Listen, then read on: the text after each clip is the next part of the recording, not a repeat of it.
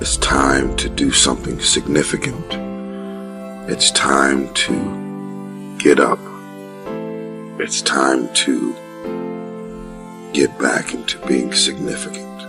Just woke up. You gotta do what you gotta do.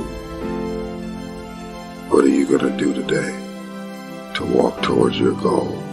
Everybody wants the prize, but nobody loves the process. Everybody wants to be a champion, but nobody's willing to put in the work that it takes to be a champion. Everybody wants to hold up the trophy and say, man, I did it, but nobody's willing to put in the work that it takes to do it. I love the process. I love the thought of working for what I want. And I firmly believe you're never supposed to wish for it more than you're willing to work for it. Your expectations never supposed to exceed your efforts. But a lot of people, they wish, and they're not willing to work. And the great thing about life has a funny way of testing all of us and seeing how bad we really want what it is that we say we want. If you're still talking about your dreams, if you're still talking about your goals, but you have not done anything, just take the first step. I'm asking you to take the first step. The first step is stop talking about it. The second step is just take one step toward it. And then the next day, take another step toward it. When you become the right person, I'm telling you, you can make whatever kind of money you want to make. You can have whatever you want to have. You can do whatever you want to do. Like, there are no limitations. Average people are too scared to shine the light, too self-conscious to be bold. But it's from that place of vulnerability that you find greatness, that you find your identity, that you find power, the kind of power that it takes to change the world. Deep is where the living is. And if you want to taste the greatness, you gotta be willing to venture to the unknown, to that place that scares you. Stop tiptoeing into your destiny. Get out of that comfort zone and be all that God made you to be. Whatever dream you have, use all your energy to make it into reality. Push yourself to become the person you are destined to become.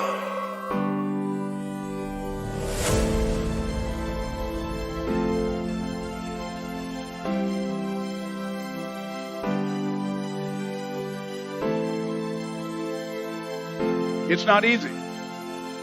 It's hard changing your life. I'm talking about a problem in my life.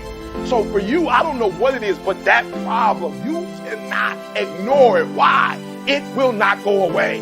It will not go away on its own. It will not. You won't just wake up one day and it won't be there anymore. It's going to be there and it will haunt you for the rest of your life. So I'm telling you from personal experience, deal with it. Deal with it. And the sooner you deal with it and the sooner you overcome it, the sooner you get to your rewards, baby.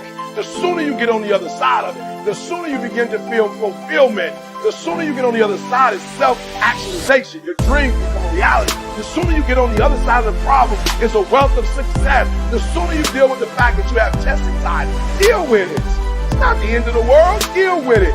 Because when you deal with it, you can create a solution for it and you can get over it. Deal with it.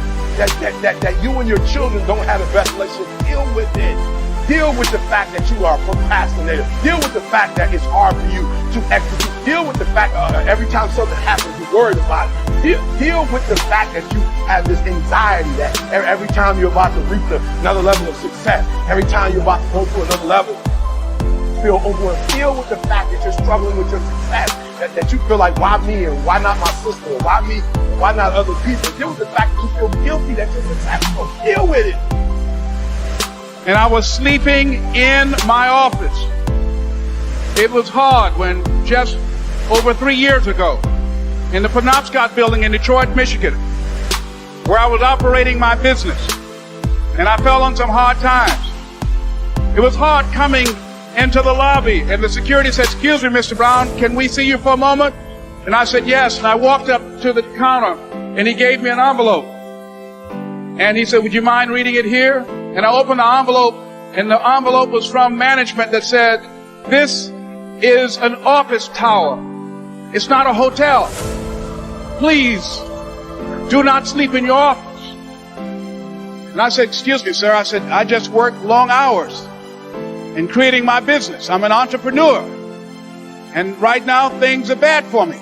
But they're not going to be this way always. I'm not trying to make this my home. And it was hard coming through the lobby. And sometimes they would laugh. There's a guy talking about becoming successful. And look at him. He's bathing in the bathroom upstairs on the 21st floor. He sleeps on the floor. Him and two other dreamers up there. Look at him. It was hard, ladies and gentlemen, coming to speak to people. And I was facing financial difficulties in my own life. I was behind on my bills and my dreams. And I'm saying to them, you can live your dream. It was hard, ladies and gentlemen. It was very difficult to pick myself up each day believing that I could do it. There were times that I doubted myself. I said, God, why is this happening to me? I'm just trying to take care of my children and my mother. I'm not trying to steal or rob from anybody. How did this have to happen to me? It was rough when I lost my job. And I could not find a job. It was humiliating and embarrassing, borrowing money. And then I couldn't pay the money back when I told them I would. That's rough. How people look at you, how they respond to you. It's very hard. Here's what I discovered that happens to you in life, that you will go through things, and while you're going through them, you can't understand why it's happening to you. But after you go through it, you get back and you look at it and you say, oh, now I understand why I needed that lesson. Then I saw that that was preparing me for bigger and better things. See, most people want it easy. See, easy come, easy what? Easy go. Learning those things that you don't like to do. But you know that in order for you to get where you want to go, this is one of the hoops that you have to flip through. And I'm saying to you, whatever you got to do it, because if you don't, life is going to whoop you until you surrender. How do you hang in there during the hard, difficult times? Les, you must have faith. You've got to believe in yourself. You've got to believe in your abilities. You've got to believe in your service, your company, your ideas.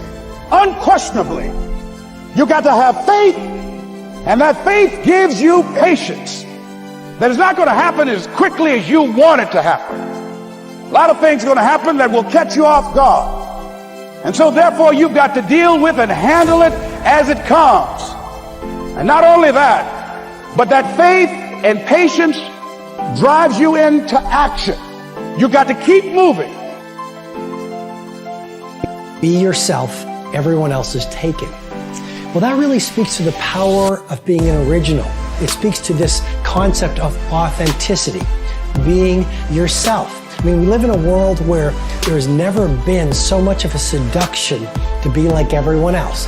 There's never been so much influence and hypnosis through the social media and through society to talk in a certain way, to walk in a certain way, to buy certain things, to measure your success by the same philosophy. And what I'm encouraging you to do, based on this Oscar Wilde quote, is to be yourself. I mean, talk your talk, walk your walk. Take the time to reflect on your dream. Be true to your own values, because life's greatest heartbreak is self-betrayal. Never underestimate the power of influence. What an important statement. The influence of those around us is so powerful. Many times we don't even realize we're being strongly influenced because it generally develops over an extended period of time.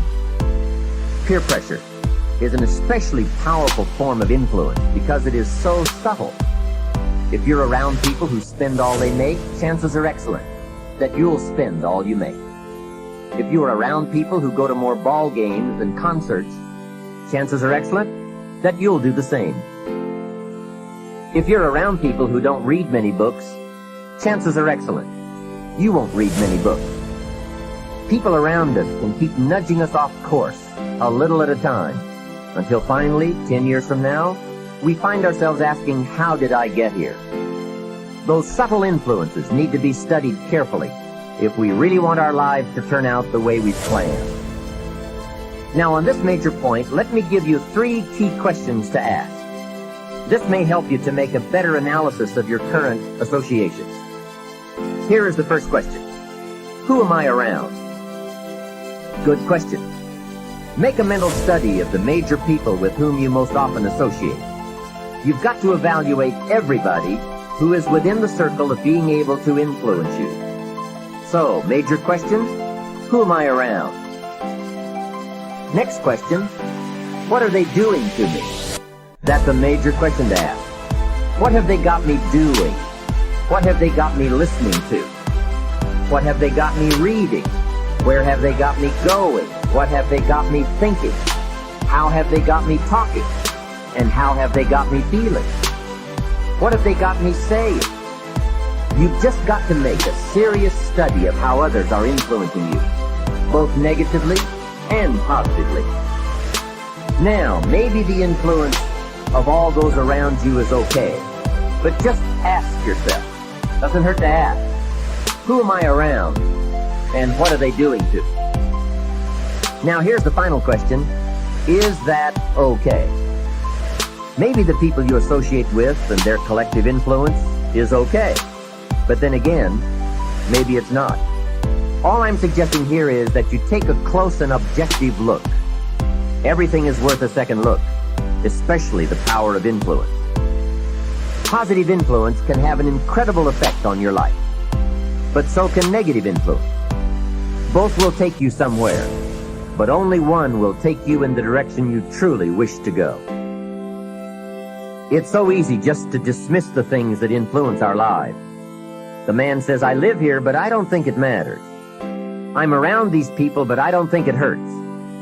I would take another look at that. I've got a good phrase for you. Everything matters. Now sure, some things matter more than others, but everything matters. Everything weighs something. So you've got to keep checking to find out whether associations are tipping the scales toward the positive or toward the negative. It doesn't hurt to look, right? Ignorance is never the best policy. Finding out is the best policy. Remember, part of the purpose of this program is to get us to say, the days of kidding myself are over. I really want to know what I have become and what I am becoming. I want to know where my strengths and my weaknesses lie. What has power over me? What's influencing me? What have I allowed to affect my life?